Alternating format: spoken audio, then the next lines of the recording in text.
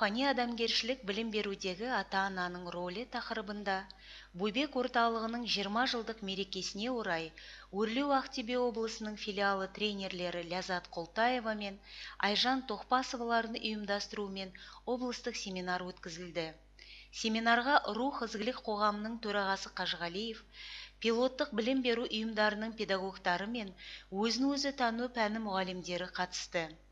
Семинардың ашылуында институт директоры, филология ғылымдарының кандидаты Нұргүл Әбішева бүгінгі таңда рухани адамгершілік тәрбие берудегі ата-ана рөлінің маңыздылығына, ата-аналар баланың бойындағы бар ерекшеліктерін іске асыру үшін сүйіспеншілікпен жағдай жасап, рухани адамгершілік тұрғыда дамытуға көп мән беру керектігіне тоқталды.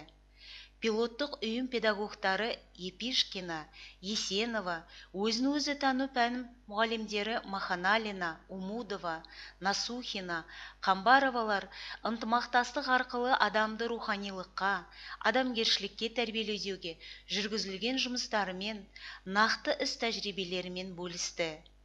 Қатысушылардың орындауында жүректен жүрекке жеткен әке, ана әнімен семинар жұмысы аяқталды.